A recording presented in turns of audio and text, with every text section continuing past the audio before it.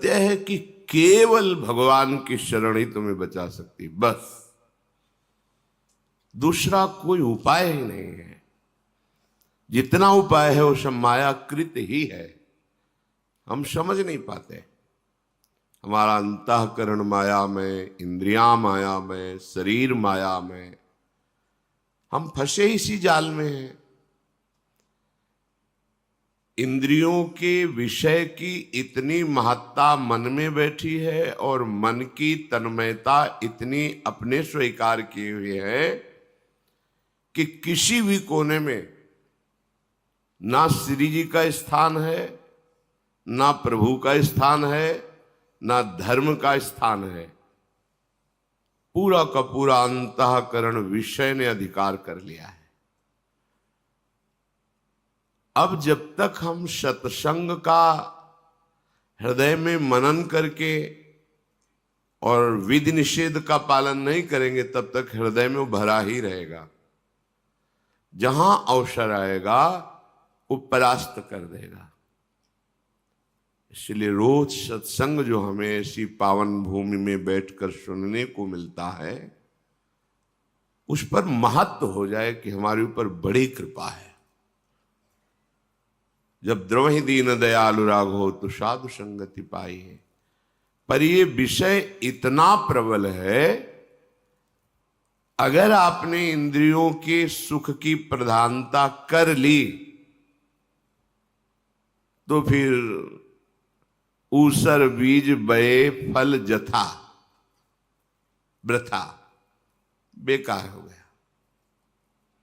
ऊसर में बीज बोना जैसे बेकार हो गया, ऐसे ही ममता रत सन ज्ञान कहानी, अति लोभी सन विरति बखानी, कामी सम जिमि हरि कथा, ऊसर बीज बये फल जथा।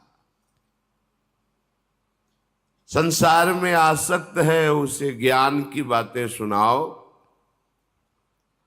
जो अत्यंत लोभी धन में आसक्त है उसे वैराग्य की बातें सुनाओ, जो कामी पुरुष है उसे भगवान की चर्चा, भगवान की रूप माधुरी, लीला माधुरी, धाम नाम सब कह रहे व्यर्थ हो जाता है। ऊसर में जैसे बीज बोना व्यर्थ हो जाता है, ऐसे ही ये सब व्यर्थ हो जाता है। 10 वर्ष का सत्संग और इंद्री भोग की प्रीता हृदय में छुपाए रखना, वो 1 मिनट के कुसंग से नष्ट हो जाएगा। इंद्री भोग की प्रीता यदि आपने ऑपरेशन करके हृदय से निकाला नहीं, तो ये नसूर है, ऐसा नासूर अंदर ही अंदर ये गंदगी फैलाता रहेगा। सत्संग में कई बार चर्चा प्राय यही होती है, आप मन नहीं हैं, आप इंद्री नहीं हैं, इंद्रियों के भोग आपके नहीं हैं। पर जब आप बार बार वही मांगते हैं, वही भोग, तो भगवान छोड़ देते हैं। इस संसार रूपी बगीचे में देख लो, शब्द स्पर्श रूप रस गंध भोग के देख लो। फिर जब त्राहिमाम करोगे, फिर रास्ता खुला है। समय बर्बाद करना, अंतःकरण मलिन करना और अपने को दुर्गति में फंसा लेना, पर समझ कहां आती है? वही विषय भोग दृष्टि में आ रहे हैं, वही नाना प्रकार की वासनाएं हमारे हृदय में कूद रही हैं। सीधा उपाय है वासना नष्ट करने का।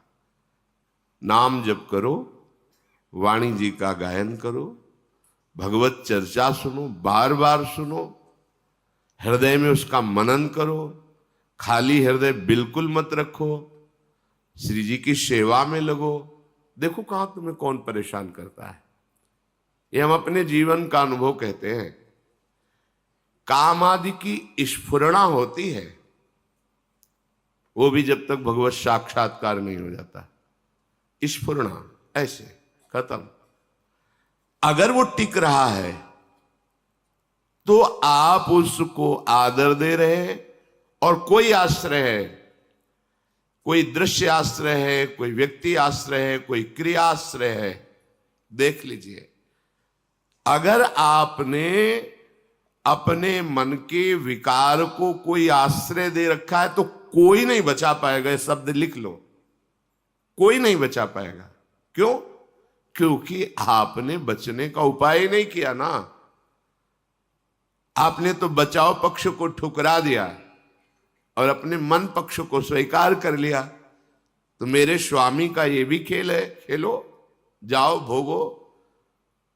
ये नरक यंत्रणा, बार बार जन्म मरण, ये दुख, ये भोगो। तुम्हारी राजी है, तुम्हें मनुष्य शरीर मिला है, तुम्हें स्वतंत्र कर दिया है। जो चाहो कर्म करो, चाहे परम पद का कर्म करो या नरक का कर्म करो, तुम्हारे लिए स्वतंत्रता दे दी भगवान ने। तो हर उपासक से प्रार्थना है, आप अपने हृदय को देखिए। हृदय में विषय का स्फुरण होना ये कोई खास बात नहीं है, ये बड़ी ऊंचाई तक स्फुरण होता है। आप लोग अभी उस ऊंचाई को नहीं देखा है। स्फुरण ऊंचाई तक होता है जब तक तत्वबोधात्म साक्षात्कार या भगवत प्राप्ति नहीं हो जाती, तब तक स्फुरण होता है। वो स्फुरण अगर हम उसके चिंतन में लग गए तो संकल्प रूप धारण करता है। अगर संकल्प बन गया तो संबंध और क्रिया हो जाती है। संबंध और क्रिया हुआ तो पूरा अंतःकरण मलिन हो गया। इसे आप समझ ही नहीं पा रहे। आप मनोरंजन, इंद्रियजन्य विलासिता के इस जाल को नहीं देख पा रहे। पक्षी दाना देखता है, जाल नहीं देखता है। ध्रुवदास जी कह रहे, विषय चुगा जिन चुगय मन, चुगत कछुक सुख होए, फिर फांसी ऐसी पड़े ताम सम दुख न कोय। मान लीजिए आपको केवल विषय सुख दिखाई दे रहा है, लेकिन वो दाना डाला गया है आपके लिए। जाल में फंसोगे, बहेलिया मार देगा तुम्हें। ये काल रूपी बहेलिया विषय रूपी दाना डाल के ममता आसक्ति रूपी ऐसे फंदे में फांस लेता है। बार बार मृत्यु, बार बार जन्म। कैसे समझाएं? आप समझना ही नहीं चाहते तो कैसे समझाएं? बड़े सौभाग्य से मार्ग मिला है ये। ना धाम की निष्ठा, ना गुरु निष्ठा, ना इष्ट निष्ठा, ना भजन निष्ठा। हम देखते हैं एक क्षण विषय संयोग के लिए अनंत जन्मों की बिगड़ी सुधारने वाले धाम को छोड़ दिया। एक क्षण विषय सुख के लिए अनंत करुणामय लाडली जी के चरणों का आश्रय छोड़ दिया, गुरुदेव को छोड़ दिया। प्रभु को कहां स्थान है? बड़ा आश्चर्य में। तभी हम विचार किया करते थे एकांत में कि जो भगवत प्राप्त हो गए उनकी तो इतनी सामर्थ्य, पूरे विश्व का कल्याण कर सकते हैं, फिर वो छुपे छुपे क्यों घूमते हैं? क्यों नहीं समाज में उतर करके सबका मंगल कर देते हैं? क्योंकि मम भक्ति युक्तो भुवनम पुनातो। फिर छुपते क्यों हैं? ये तो सर्वलोक विजयी है, इनको कौन परास्त कर सकता है? शिष्य शिष्य ही रहता है। जगत गुरु भगवान पूरे जीवन शिक्षा देते रहते हैं। ये संसार जगत गुरु भगवान का विस्तृत रूप है, वो भ्रम मिटाता रहता है। पारस रखी है उसी लोहे की डिबिया में, पर लोहे को पारस नहीं बना पाई। क्यों? बीच में रुई का पर्दा है। हमारा संग है पर कपट है। विषय इंद्रिय सेवन की प्रबल लालसा से अन्य संग हम कुछ नहीं कर पाते। तब लगा कि जो बड़े बड़े महापुरुष छुपते घूमते हैं उसका कारण यही है कि कोई लाखों में एक अधिकारी होता है। अब मैं मुक्त होना चाहता हूं, उसको उपदेश करो, वो तत्काल श्रवण करके उस पर चल देगा और उसे कोई भी गिरा नहीं सकता। पर जिनको बिल्कुल पता ही नहीं, महत्व ही नहीं है, केवल भोग पर ही दृष्टि है, तो चाहे जितने दिन घसीटो वो वही अपनी मना स्थिति जहां है वही वो सुख जानेंगे, पाएंगे, मानेंगे, वही पाएंगे। बड़ी ऊंची स्थिति अक्रूर जी की है। मथुरा से जब वृंदावन आते हैं प्रभु को लेने के लिए श्री कृष्ण बलराम जी को, तो वहां भगवान शुकाचार्य वर्णन करते हैं। अक्रूर जी ने रथ से बैठे ही देखा कि जिनके श्री चरणों के चिन्ह में जौ अंकुश वज्रादि कलश आदि ध्वजादि कूद पड़े, ये तो मेरे प्रभु के चरण हैं, लौट रहे। संध्या काल हो गया, मथुरा कितनी दूर है, संध्या काल में बाबा के पास हर चरण चिन्ह पर लौटते, मेरे प्रभु के चरण चिन्ह। अश्रु प्रवाह, बड़ी अद्भुत स्थिति, ब्रजरज में लौटना, प्रभु के भाव में डूबना। तो श्री शुकाचार्य कहते जीव का यही परम लाभ है, ये स्थिति प्राप्त हो जाए। ऐसी भावमयी स्थिति और ऐसे भगवान के ऐश्वर्य को जानने वाले जब वापस मथुरा की तरफ जा रहे थे, तो भगवान श्री कृष्ण और शेषावतार बलराम जी विराजमान थे। तो उनको लगा मैं कितना निर्दयी हूं, कसाई कंस के हाथ में सौंपूंगा जाके। ऐसे सुकुमार प्राणवल्लभ परम सुंदर श्याम सुंदर गौर सुंदर बलराम, मैं छल करके इनको लिए जा रहा हूं कि वहां बहुत बड़ा उत्सव है, आप भी पधारिए, हम कृष्ण बलराम को ले जा रहे हैं, आप सब ब्रजवासी जन आइए। पर मैं तो जानता हूं ना कि वो इनका वध करने के लिए बुलाया है। अंदर ही अंदर वो जल रहे हैं। ब्रह्महृदय में जब पहुंचे यमुना जी के पावन तट पर, अक्रूर घाट जहां है, उनका प्रभु मैं स्नान करना चाहता हूं। हाँ हाँ कीजिए स्नान। जे भी डुबकी लगाई, देखा अनंत फणधारी भगवान शेष की सैया पर अनंत वैभव संपन्न भगवान विश्राम मुद्रा में। ये क्या? फिर सर ऊपर किया तो देखा कि रथ में श्री कृष्ण बलराम बैठे मुस्कुरा रहे। फिर नीचे देखा तो फिर प्रभु का ऐश्वर्य। बाहर निकले, प्रभु ने कहा कुछ आश्चर्य में देखा क्या? आपकी मुखाकृति कह रही चाचा जी कि आप कुछ आश्चर्य में देखा। बोले प्रभु सर्वाश्चर्य में आपको देख रहा हूं, तो अब आश्चर्य बकाया क्या रह गया? देखा ना भगवान के वैभव को। और वही जब स्यमंतक मणि पर प्रभाव, उसकी महिमा, तो वही स्यमंतक मणि लेकर के आप काशी चले जाते हैं, प्रभु द्वारिकाधीश से दूर।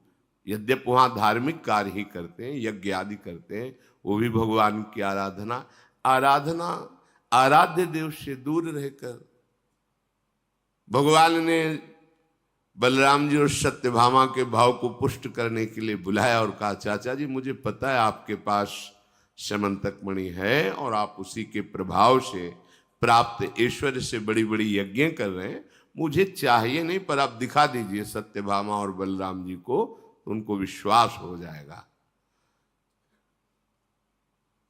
नहीं दिखा रहे थे। हमें पता है आपके पास कपड़े में लिपेटी हुई रखी है, आप दिखा दीजिए। फिर दिखाया, हाँ आप अपने पास रखिए। इस चरित्र से हमें शिक्षा मिली। इंद्र नीलमणि प्रभु श्याम सुंदर और गौर सुंदर बलराम जी, इन महाप्रभुओं के वैभव को जानने पर भी स्यमंतक मणि का महत्व बना रहा। इसका मतलब मम माया दुरत्या है। भगवान की माया कितनी दुरत्य है, बड़ा सूक्ष्म। भगवान शंकरषण का साक्षात्कार करने वाले दिव्य विमान प्राप्त है। और भगवान शिव के पास विमान पे बैठ के जाते हैं और असभ्य बर्ताव वो करते हैं। फलस्वरूप जगदम्बा शाप देती है और वृत्तासुर नाम के दैत्य के रूप में परिणित हो जाते हैं। बड़ा विचारणीय विषय है। साधु समागम, भगवत साक्षात्कार और कहीं उद्दंडता बची रह जाए, बड़ा आश्चर्य की बात। नारद जी जैसे महापुरुष का उपदेश, भगवान शंकरषण, उनका साक्षात्कार और भगवान शिव के प्रति अभद्र व्यवहार, ये शास्त्र के जो इतिहास है, जो चरित्र है, उनसे शिक्षा ग्रहण करने के लिए ही तो कथन श्रवण होता है। अहम, अगर अहम बकाया रह गया तो बात बनती नहीं। जहां ऐसी उत्तम स्थिति, वहां वृत्तासुर के रूप में जन्म ले रहे, भजन का नाश नहीं होता।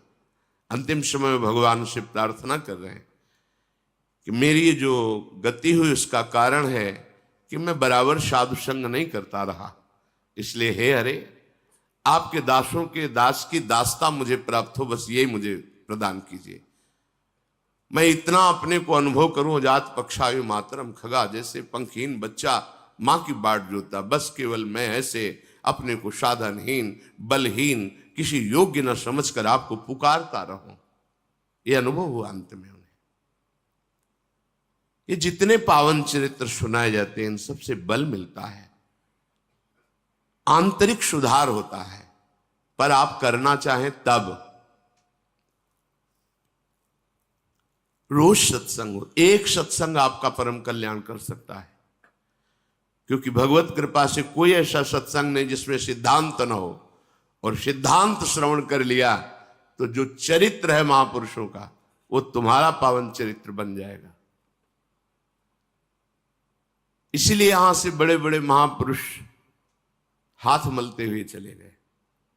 कोई स्वीकार ही नहीं करना चाहता, और ये बिना स्वीकृति के अध्यात्म का रंग चढ़ता नहीं है। स्वीकृति, जब तक स्वीकृति नहीं है तब तक बस बात यही रहती, पाए रतन चिन्ह्यो नहीं, दीन्ह्यो करते डार, ये माया श्री कृष्ण की मोह्यो सब संसार। हरि अव्यक्त रूप से हमें इतना प्यार करते हैं, आप कहां लौटकर उनकी तरफ देखते हैं। गुरुदेव व्यक्त रूप से इतना प्यार करते हैं, आपका मलिन मन उनके प्यार को जान पाता है क्या? कौन तुम्हारी चिंता करता है? कर्म करो, दुर्गति प्राप्त करो, कौन तुम्हें रोकने वाला है? कौन तुम्हें डांटने वाला है? कौन तुम्हारे मन पर शासन करने वाला है? और भगवान संत सदगुरुदेव रूप में आपको डांट लगाते हैं, आपको संभालते हैं। आप मानते हैं? आप अपने मन की मानते हैं, अपनी इंद्रियों की मानते हैं, हार करके चले गए। बड़े बड़े महापुरुषों के जब पावन चरित्रों का मनन होता है तब गजब की भगवान की माया है, विचित्र माया है। आश्चर्य होता है, ऐसे भगवत स्वरूप महात्मा को गड़ासे से काटा गया। उड़िया कुटिया में सो रहे, उनकी कुटिया में आग लगा दी, जलकर भस्म हो गए। कितने ऐसे संतों जहर दे दिया। ऐसा कर लगता है क्यों? जो भगवान में रत है, क्या उनके द्वारा किसी का अमंगल हो सकता है? साधुते न होए न कारज हानि। फिर लोग अभद्र व्यवहार क्यों उनसे करते हैं? वो किसी का कटु व्यवहार, किसी का अमंगल नहीं, हर चेष्टा उनकी परम मंगल करने वाली। फिर क्यों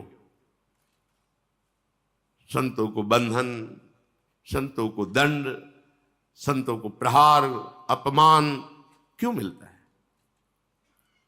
जो भगवत आनंद प्रदान करने के लिए अपने जीवन को समर्पित किए हैं, ऐसा क्यों होता है? ठीक, हरि तेरी गति लख न परे।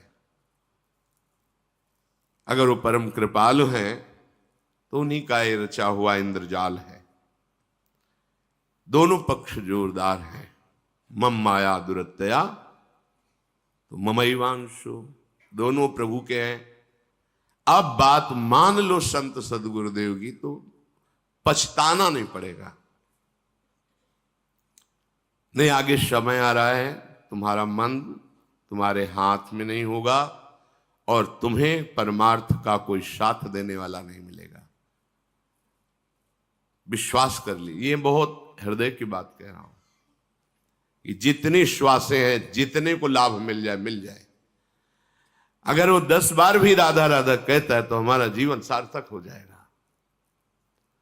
अगर वो व्यसन छोड़ देता है, भगवत मार्ग में चलता है, तो मानेंगे कि हमारा मनुष्य जन्म और साधु वेश धारण करना सार्थक हो गया। ये उद्देश्य है।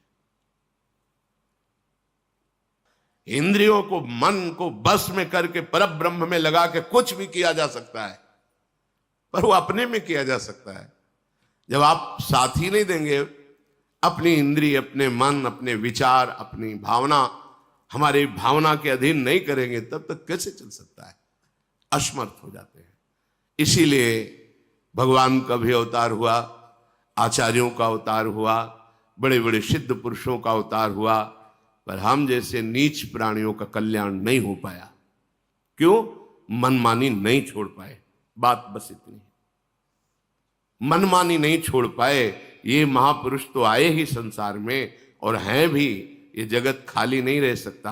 हाँ, एक समय आएगा जब नहीं होगा, तो कलिकाल का घोर स्वरूप होगा, जब महान अत्याचार होगा। अभी ऐसा नहीं कह सकते कि हमारी पृथ्वी भगवत प्रेमियों से शून्य, ऐसा नहीं है। अभी है, उन्हीं के बल से चल पा रहे हैं, नहीं तो लड़खड़ा के गिर जाए। आप सबसे प्रार्थना है, जो भी सत्संग सुन रहे हैं, आप भाग्यशाली हैं। बड़े भाग पाइप सत्संगा, बहुत भाग्य प्रकट होते हैं तभी सत्संग मिलता है। बिल्कुल बात हृदय में बैठा लेना। अगर आप बात से उधर हुए, जरा भी रेखा क्रॉस की, फिर आपको कोई नहीं बचा पाएगा। ये हम देख रहे हैं, समझ रहे हैं, इतिहास में भी, प्रगट में भी। लक्ष्मण जी ने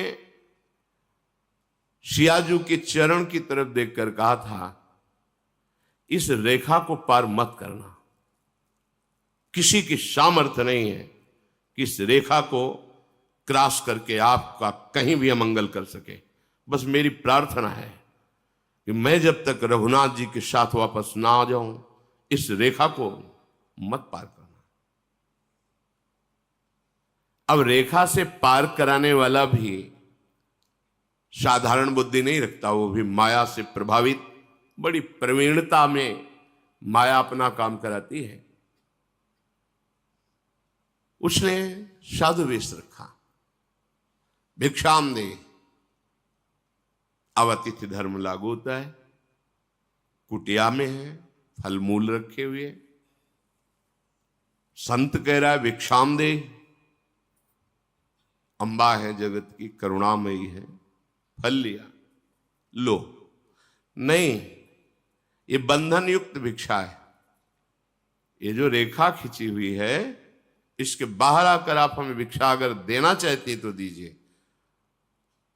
उस धूर्त विचार की सामर्थ्य नहीं थी कि अंदर प्रवेश कर सके। सहज स्वभाव करुणामयी अपहरण कर लेगा। गुरुजनों के वाक्य, शास्त्र वाक्य, ये लक्ष्मण रेखा है। चिल्लाते रहते हैं, मानो मेरी बात, मानो मेरी बात। वो इसलिए नहीं कि हम बहुत बड़े गुरु हैं, बहुत बड़े सिद्ध हैं, नहीं, संतों की जूठन खाई है, बात समझा है, मानो। अगर मान लोगे तो तुम्हें घसीट नहीं पाएगा कोई, और नहीं माना तो फिर केवल विलाप ही हाथ में रहेगा। मिलाप से तो बहुत दूर हो जाएंगे। ऐसा ही हुआ। सर्वसमर्थ प्रभु के होते हुए भी उस रेखा, वो प्रभुमयी रेखा थी, भस्म हो जाता। ताकत नहीं थी रावण की के अंदर कदम रख सके, भस्म हो जाता। ऐसे ही गुरु वचनों पर चल, भस्म हो जाएगी माया, तुम्हें छू नहीं सकती। पर आप रेखा पार कर देते हैं।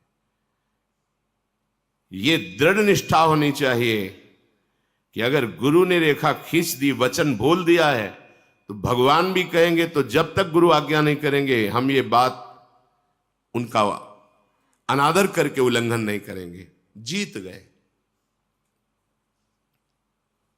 जहां हम मनमाने आचरण करते हैं, आज्ञा उल्लंघन करते हैं, निश्चित समझ लो आप में सामर्थ्य नहीं कि एक कदम परमार्थ चल सके। ये परमार्थ है।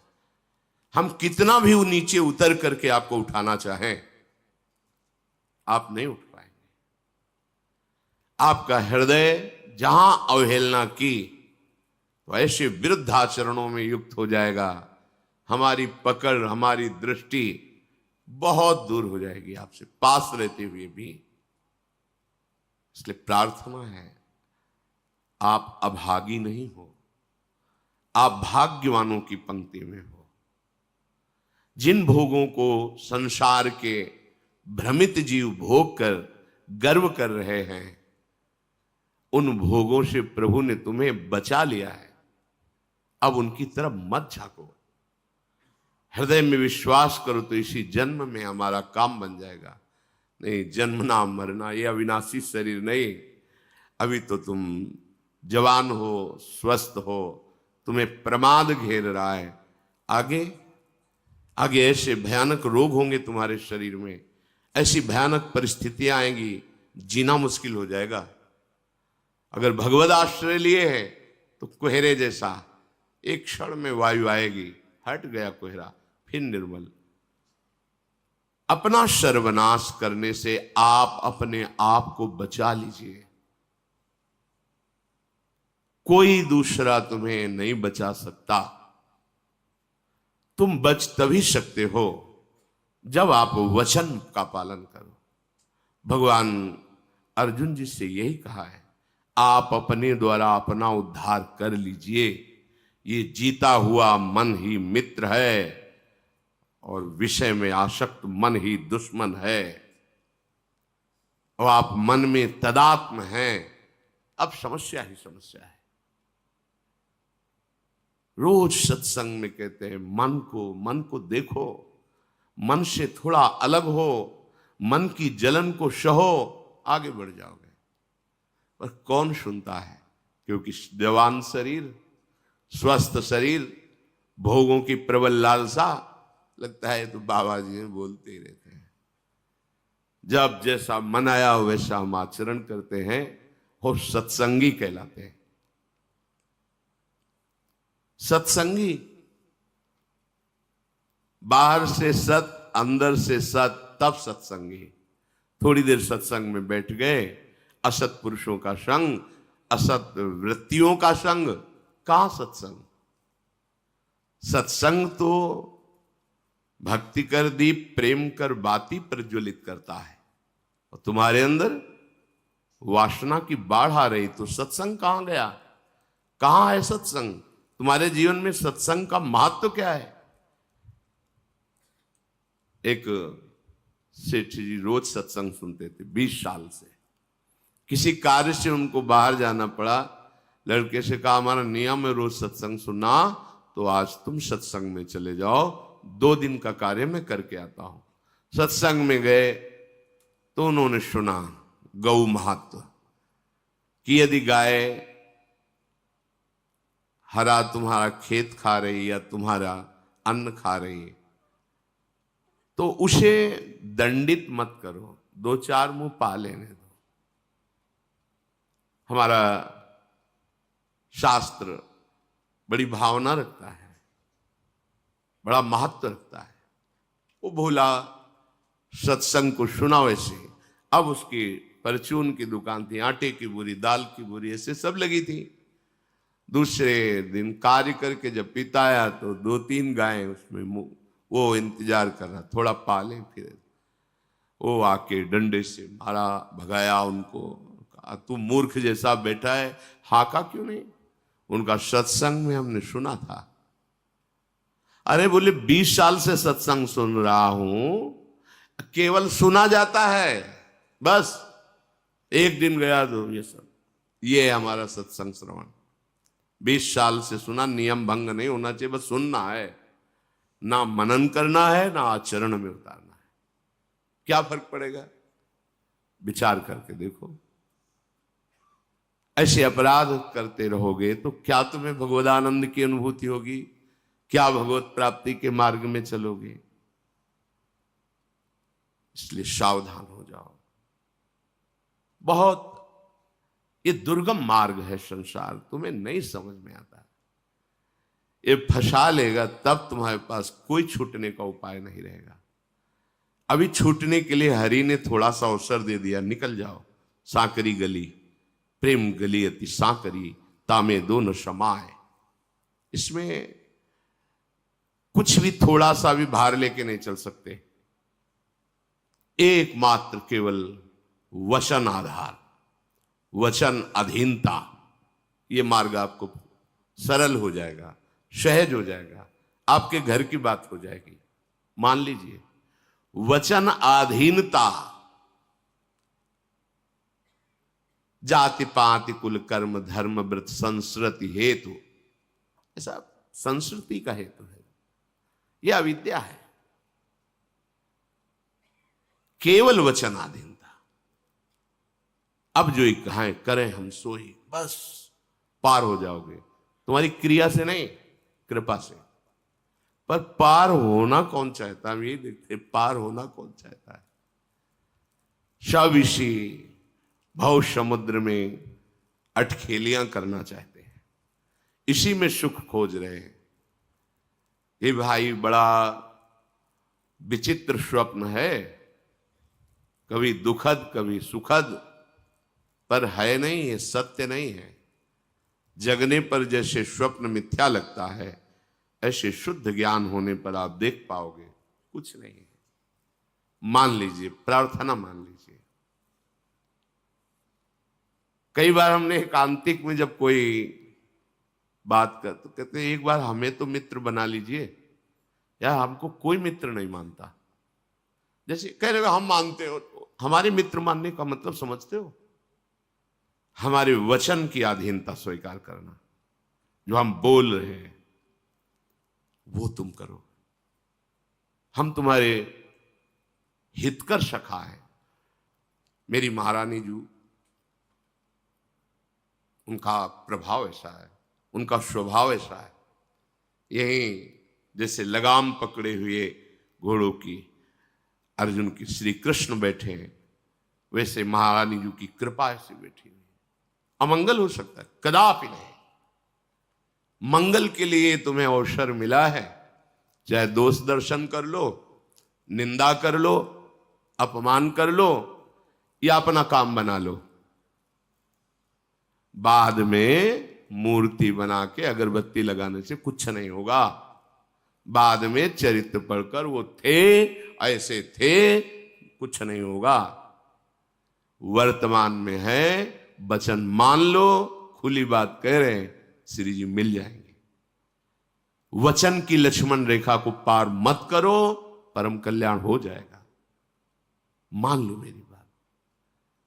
यदि आप इस बात को स्वीकार कर ले तो सच्ची मानो, कोई माया नहीं, कोई आकर्षण नहीं, कोई आपको परास्त नहीं कर सकता। जब आप आज्ञा उल्लंघन करके किसी व्यक्ति से, किसी क्रिया से, किसी पदार्थ से अपना संबंध मान लेते हैं और अवज्ञा कर देते हैं, तो वही ठूंठ का भूत खड़ा हो जाता है और फिर तुम्हारा भय, विषाद, शोक, हर्ष, जन्म, मृत्यु, ये भ्रम शुरू हो जाता है। कैसे तुम्हें समझाएं? ये अध्यात्म हृदय का विषय होता है।